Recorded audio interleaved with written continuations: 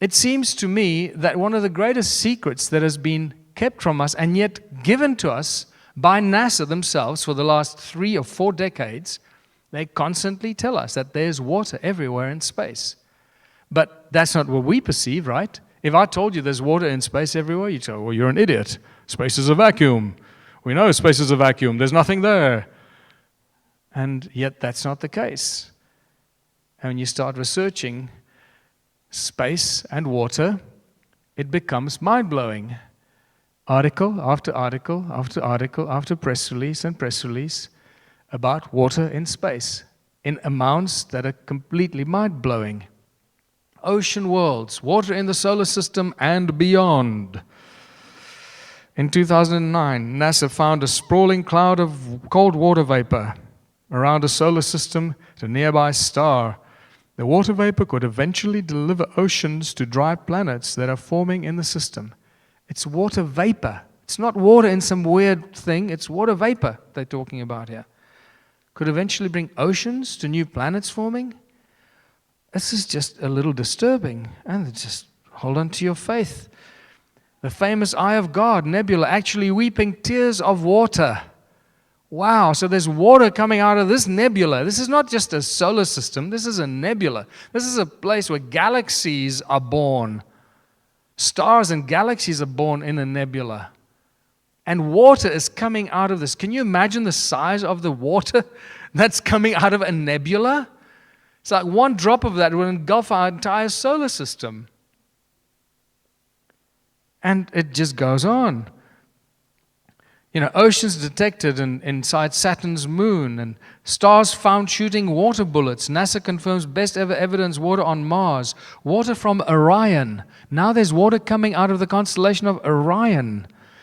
And this is a big one. Star found shooting water bullets. I mean, a star shooting water bullets. A star is supposed to be a sun. There's water on a star. I challenge you after this evening, go to the pub tomorrow, strike up a conversation with somebody and tell them, did you know that there's water on the sun? What do you think they're going to tell you? You're a freaking idiot. They don't have enough information.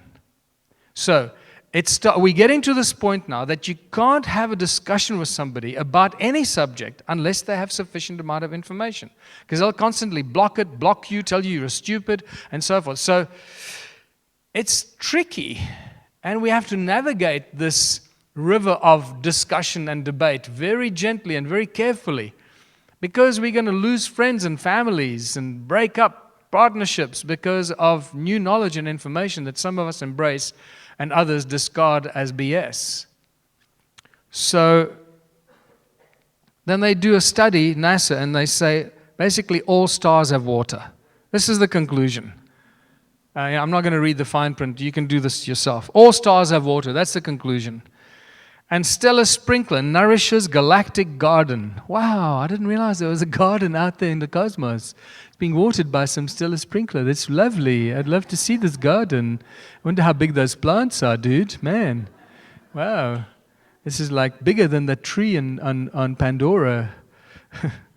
And then water on the sun. Stanford University tells us that there's water on the sun.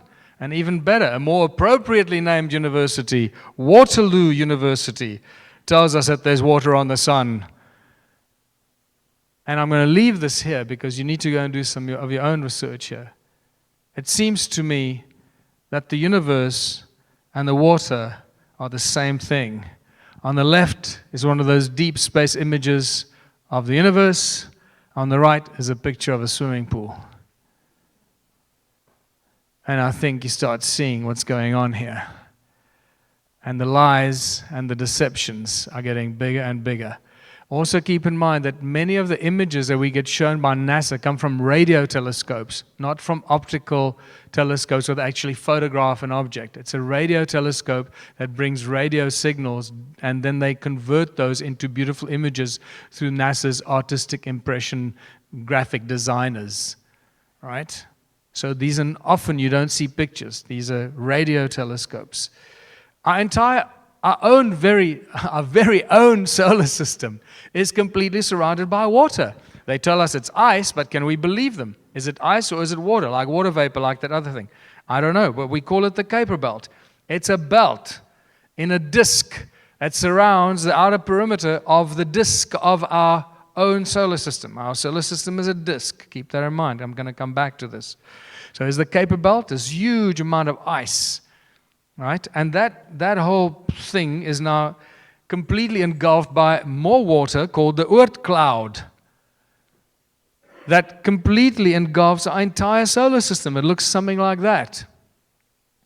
So suddenly, our own solar system is made up of water, surrounded by water, and yet there's supposed to be vacuum in space? How does this work? Where does that vacuum in the water, how does that break up? How does it work? Where does the water go? Where does the vacuum begin or end? And it's a little confusing for me. But we know that there's water in space because they keep telling us there's water in space. So suddenly the Bible makes a lot more sense to me, because I've always had a problem with one of those statements in the opening phrases of the Bible, when the Spirit of God moved over the waters. How can the Spirit of God move over the waters when nothing has been created yet? Surely water should be part of the creation. And I'm starting to see now why water is so sacred. Is it possible that water is so sacred because water is actually foundation of all creation, or is connected to all creation? Well, if you look at chemistry, it seems like it, because between oxygen and hydrogen, you've pretty much got the same elements in every other chemical reaction or chemical formula. Hydrogen and oxygen are part of pretty much everything. You cannot separate it. Hydrogen and oxygen make water. So it starts to get really interesting and compelling to think that water is actually made up of space. And God said, "Let there be light." So the Spirit of God is moving across the waters, and it's the sound of the Creator that makes the light. How does that work? Well, in modern science, it's known as sonoluminescence. When you put a sound frequency into a body of water, after a little while, a beautiful bubble appears filled with light. Sound in water. Sonoluminescence. God said, "Let there be light." Is it possible that water is the stuff that holds the universe together? I'm beginning to believe that. I'm no longer believing the lies of NASA and their fake CGI images that they send us and give us. Sorry. In 2013, astronaut Luca Parmitano almost drowned on a spacewalk. How does an astronaut almost drown in a spacewalk? And they covered it up by putting out a press release. So they always have a back door. They always have a back door out. But if space is water, where does the watery space begin? Where is the edge? Well, if we start listening to what the Bible tells us in some ancient scriptures, maybe we should listen to all of it. It says, God placed the firmament in the sky to separate the waters of the heavens from the waters below. I have no idea what that means, but I'm starting to get an interesting picture. And then how did God create the flood? It tells us God opened the gates of heaven to let the water pour in on the earth. Okay, now I'm starting to see how you can create a flood. If space is water, it's starting to make more sense. And then suddenly, vacuum just becomes a myth and not a scientific fact. Because the simple basic physics of a vacuum in space just doesn't work. If there are any scientists that actually just think about this, or physicists, the whole thing of vacuum in space is just not compatible with any kind of physics formula or physics that we can put to it. Where does the vacuum begin? Vacuum is one of the most powerful forces of nature. Where does that vacuum begin? We often get confused between gravity-free and vacuum. They're not the same thing. Just because there's no gravity doesn't mean you're in a vacuum. And just because you're in a vacuum doesn't mean there's no gravity. The two are not the same thing. So don't get confused by vacuum and gravity-free.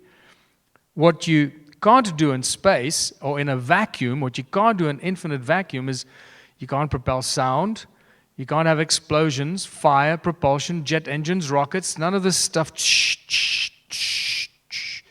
Can't do that because there's nothing to propel against. And then these guys on YouTube that make these vacuum tubes, they go, "Oh, look, I created a vacuum tube in my garage.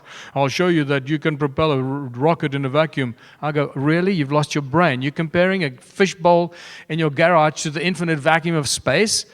You really lost your mind, dude." And then you start watching like SpaceX sending a rocket up into space, and the very well-trained presenter that's got all the buzzwords. She knows all the lingo and all the buzzwords. And at one stage I was watching, and she says, and the rocket is about to enter the vacuum of space. Really? And millions of people are watching this, and they believe this. You see, they just, oh, the rocket just entered the vacuum of space. Where? How did it, where? Please frickin' explain that to me. In scientific terms, not in BS terms. Oh, you won't understand it. No, please try me. I want to understand this. Explain to me where that vacuum begins. And we start realizing that everything we've been told about the moon landing, space, is probably one of those big hoaxes. It is a tough one to swallow, but we're going to have to start swallowing it sooner than later. The longer they string us along, the worse this is going to get. So, for those of you that still believe that we landed on the moon, I'm going to shatter that for you right now. If you've not seen Jay Widener's Kubrick Odyssey, that's the first point of departure. Watch Jay Widener's Kubrick Odyssey, and you will never believe another word NASA tells you.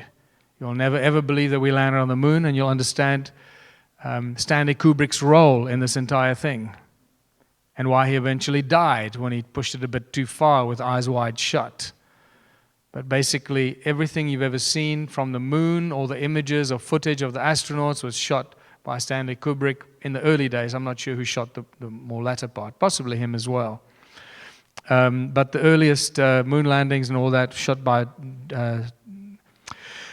Stanley Kubrick with his very, very specific style of cinematography. It's a dead giveaway, and that gave him basically the freedom to make whatever movies he wanted. He then made a movie called The Shining to tell us that he was the guy that shot the moon landings.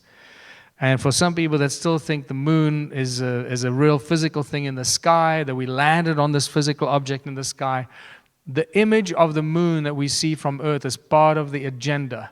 It's part of the particle physics agenda that I'm coming to make us believe of particles that make up everything in creation. And we need to reconsider what the moon is, because after you've seen the lunar wave, you'll never think of the moon the same way again. And this is what the lunar wave is. The first one was filmed in 2012, and it's this weird electronic glitch that goes across the moon every so often. It's been filmed hundreds of times now, not just by one person, but by many other photographers with very high definition lenses. And pay attention, because it's like the old computer and TV screens. You see this line, this electronic line, move across the moon. Follows the edges, the contours, and the line moves from bottom to top, from side, from left to right. It moves in all different directions. This has become known as the lunar wave, which gives us a very clear indication that the moon is not what we think it is, and it's most likely a hologram.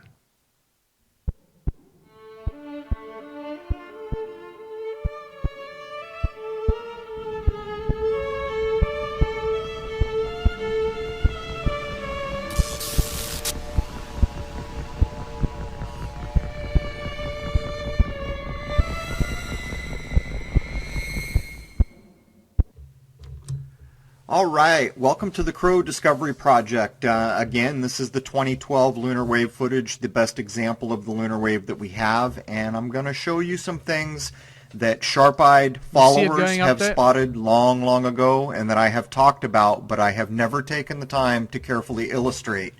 And what I'm going to show you here means an awful lot, but I'm also going to show the pulses that happen in the lower left limb of the moon. So watch the lower left there, and I'm just going to run a straight slowed down view, 30%. If you've got sharp eyes, you'll see what we detected on a 60-inch monitor. Now look inside the circle. There's a pulse that goes from lower left to upper right, and in the next circle, the yellow one, there's a lateral sweep that goes from left to right straight across the screen. And this is all going on as the wave is starting at the bottom. So now look at the pulses backwards and forwards. That's backwards, This is forwards coming from the lower left limb of the moon. You can see the pulses now that I've put filters on them, how they have a curved aspect to them. And if you've got sharp eyes, you'll see the sweep up above. Now what I'm going to show you now, we have talked about, and many sharp-eyed viewers have known that this was an important thing about this clip for a long time. Here comes the wave. Look at the dark underlined crater in the center of your screen. Watch how it's displaced, almost like you're looking through water. There goes the wave backwards, forwards, the wave hits the crater, displaces. This wave is displacing, as if you were looking through water, the entire image of the moon. Now, I've never taken the time to animate this. I have talked about it. There it is zoomed in. Now, this is running at 30%. And I'm going to zoom out. There goes the wave to the top, and there's going to be another wave coming in from the bottom. Now I'm going to run this at 30%, so as the wave comes in, you can choose any landmark you want. Here comes the wave from the bottom to the top. Choose any little landmark you can see there and watch it be displaced. Now that round looking ring crater, forwards, backwards, and one more time forward, and I'll zoom out. And you can watch it go all the way to the top. Again, this is at 30% with quite a few filters like find edge and some other things, invert. Okay, I think you get the gist of that. This has been filmed many times now, not just by one person. So it seems to me that that we're not looking at anything physical, and that this hologram or whatever the hell that is possibly hiding something that's really behind it. And then the Mars landing, you know, and when we first landed on Mars, I got so excited. I was just really excited about the Mars probe and all the pictures from Mars. Boy, it was like one of the happiest days of my life. So for me to come to terms and admit that this is probably a hoax is just really a tough pill to swallow. But unfortunately, we have to swallow these pills, because when you start researching the whole Mars landing and the experiments and the training they did in the Canadian Arctic on Devon Island, I suspect that pretty much everything and all the footage we've ever seen on Mars was actually just shot on Devon Island, very far northern Canada. And it's depressing, but that's what it is. And we've got to deal with it.